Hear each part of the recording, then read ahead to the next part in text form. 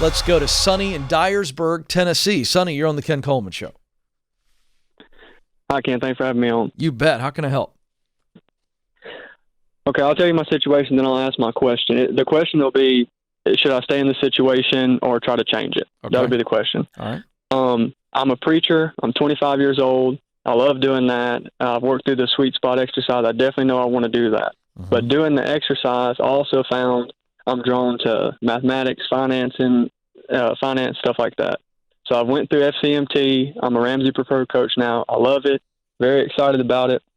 And I'm actually teaching a biblical finance seminar at my church in a few weeks. Mm-hmm. So that's great. The problem is I did your career guide, and I'm in the wrong role, in the wrong position currently at my job, and I don't make a lot of money. Mm-hmm. So I'm trying to decide, should I just hold tight as the financial coaching grows? Because I know I have a lot of connections with that, a lot of pastors, a lot of stuff to where I could get in front of people and help for sure. Mm-hmm. Or slow that down and put more energy into finding another job for now and then build the financial coaching. All right, let's start with, you took the Should I Quit My Job quiz, which is free at kencoleman.com for those of you who want to get this. And I love the report, and it spits out 4 scenarios. And you got wrong role, wrong place, correct? Right. Okay, so what's the role at your church that you're filling? Right now, I'm not a pastor or anything. I'm just helping my pastor. I fill in at some other churches, do some youth camps, periodically just fill in here and there. Well, that's not a full-time job, though, is it? No, that's not the job. I work at a factory during the day. Okay, brother, I'm confused.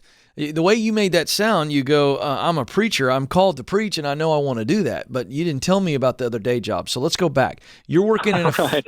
You see how I'm confused? Right. Okay, what's your day job? I just work at a factory. I make pet products. Okay. All right, that makes total sense.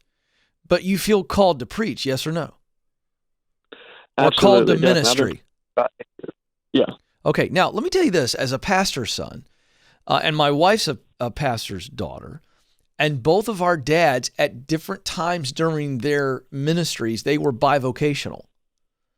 Right. So I want to put that out there, that I think that bivocational is a viable option. If you feel called to ministry, the question becomes, do you feel called to be a senior pastor? Do you call to just be in ministry on a church staff or a parachurch ministry? You know, that's what you have to figure out. But you could certainly be on a pastoral staff or on a ministry staff or parachurch ministry staff and also do the financial coaching on the side. So that's a viable option. So how does that sound to you when I just kind of throw that at you?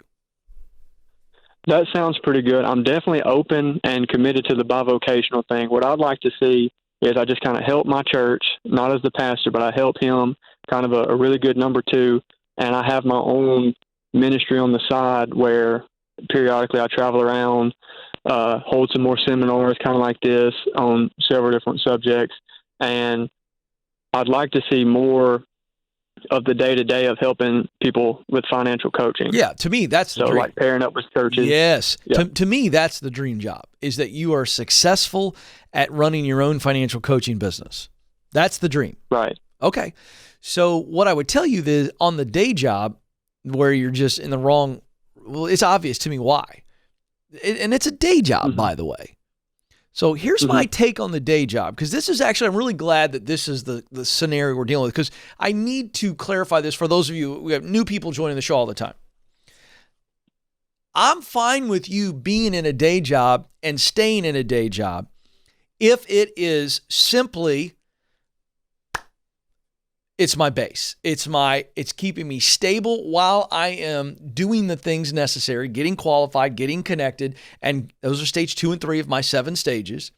And so once a person's clear, and you are clear, Sonny, then there's 2 options on the day job. Because I'm fine with you staying in the day job, but you just got to change your mindset to go, I'm not going to walk in miserable anymore on Mondays. I'm going to walk in with great attitude and effort, because this day job is what is funding my future. Do you see the shift there? Okay. So I'm fine with that. Now, here's another option. I'm also fine with you getting another day job where it is more enjoyable for you. And you are at least getting closer to the sweet spot in the sense that you're doing something you're good at and you enjoy the work. And I would say that in this economy, we just saw some more numbers today, 6.9% unemployment. The economy is absolutely responding like we all knew that it would after the artificial suppression around the globe because of COVID-19. And even with COVID-19 in a, rebound, if you will, the economy's still adding jobs. So option A is you stay in the day job and you change your attitude.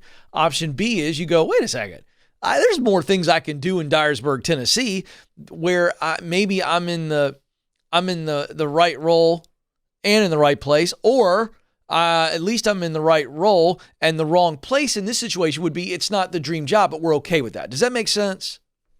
It does. So I think you got to do what's best for you right now mentally and emotionally when you feel like you're in a dead-end job. So the question becomes, and you don't have to answer this, you've got to think about this over the weekend. The question becomes, can you shift your mindset on this current day job? Or do you go, you know what, I can find a better day job where it's a better fit for me and still make the same amount of money I'm making or maybe even more, while I'm building my financial coaching business on the side, because the financial coaching business is going to have to replace your current income. And anything you make from the church is gravy. So that's my take. Right. You got it? Absolutely. All right. Hey, let me hear a little juice in that answer.